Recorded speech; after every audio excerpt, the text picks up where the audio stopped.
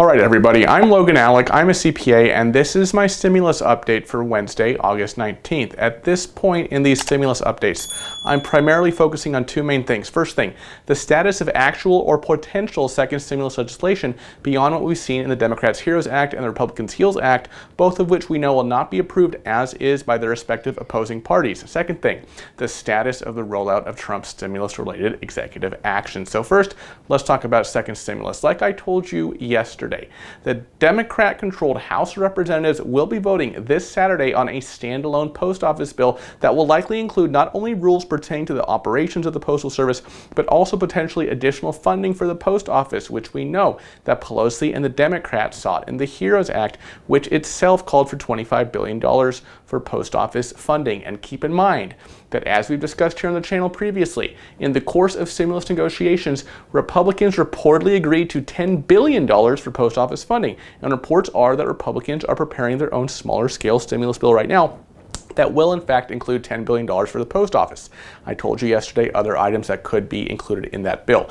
Absent from that list with stimulus checks, but we'll have to see what Republicans come up with. But the big question right now, because all these little skinny bills are worthless unless they can be agreed to by both sides. The big question right now is the one I posted in yesterday's video, which is, does Nancy Pelosi's willingness to entertain a standalone post office funding bill, especially considering that the Democrats proposed post office funding in the HEROES Act, does this indicate that Democrats may be more open to a standalone stimulus relief bill than they have previously indicated? Perhaps something along the lines of what Mark Meadows was talking about earlier this week.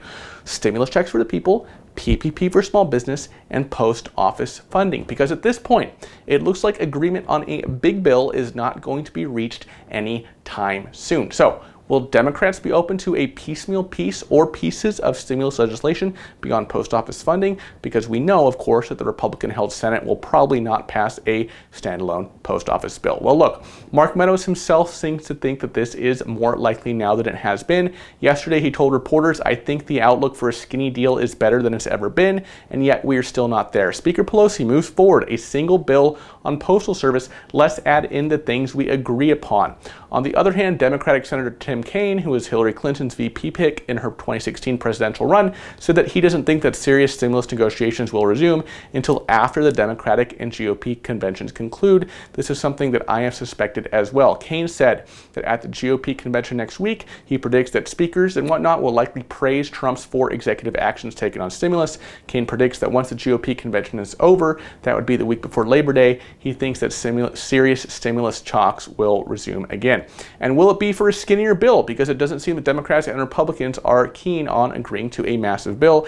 That's what I'm looking for clues about this week and next week. And on this point, yesterday, 3 Democratic members of Congress, Scott H. Peters, Daniel S. Beyer Jr., and Derek Kilmer, sent a letter to House Democratic top brass, that is Speaker of the House Nancy Pelosi and House Majority Leader Steny Hoyer, saying, yeah, it's great we're going to vote for the post office this Saturday, but what about unemployment? These 3 Democrats are saying, look, we need to extend the $600 weekly unemployment and then tier it down after a certain period based on state unemployment rates.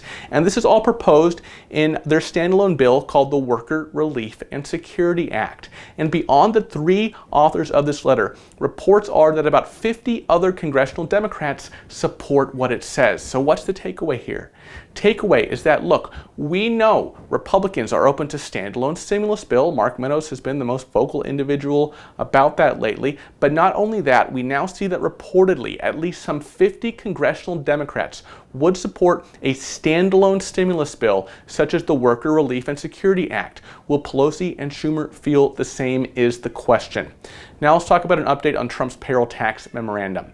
Yesterday, 30 trade groups and associations, including more well-known groups such as the U.S. Chamber of Commerce, as well as the National Association of Realtors, as well as lesser-known groups such as the Brick Industry Association and the Vinyl Institute. These 30 groups collectively sent a letter to Pelosi, McConnell, and Mnuchin about Trump's payroll tax memorandum, urging the White House and Congress to, and I quote, come together on a path that provides much needed tax relief for families without the uncertainty associated with the recent payroll tax executive order. Of course, it was technically a memorandum, but they refer to it as an executive order. In this letter, these 30 trade groups and associations basically say that Trump's payroll tax memorandum sucks because it potentially could leave employees holding the bag with a big fat tax bill come next April because they hadn't been paying in their payroll taxes because they were deferred by this memorandum. But then they would be due next April. They put a little chart in the letter showing an estimated tax liability for 4 different employees at different wage levels. And then they conclude by saying that many of the members of these groups, of these 30 groups and associations, will essentially ignore Trump's memorandum on payroll tax deferral and simply, and I quote, continue to withhold and remit to the government the payroll taxes required by law. These are similar sentiments to those I have had myself that I have shared with you previously here on the channel, both as a CPA and a business owner with employees. Many of my clients are also choosing to ignore this memorandum, ignore the deferral, and in September, they will continue to withhold and remit to the Treasury payroll taxes on behalf of their employees. Now, Trump has claimed, as I've told you, that if he's reelected, he will somehow permanently erase these payroll taxes. Not sure he's going to do that because God knows such a plan would not get through Congress. But I have expressed my concerns with that plan as well in my video from August 9th. All right, now just briefly, Trump's unemployment memorandum. Reportedly now 7 states, Arizona, Colorado, Iowa, Louisiana, Missouri, New Mexico, and Utah, have been approved to receive the grant to pay out the $300 weekly to those on unemployment. South Dakota is not applying for the assistance, and we'll have to wait and see what happens with the 42 other states. I did see this morning that I think Maryland has now applied for a grant. All right, folks, that is what I have for you this morning. I will continue to keep my eyes open on what's going on with Trump's stimulus-related executive actions, as well as information pertaining to second stimulus, and particularly the possibility of a skinnier relief bill, because that could be where we're headed. Now, I don't want to give the impression that I've given up all hope for a big bill. I haven't given up all hope there. But maybe practically speaking, a skinnier bill is where we're going to end up with. We'll have to see. Thank you so much for watching, everybody, and I will see you in the next video. Bye-bye.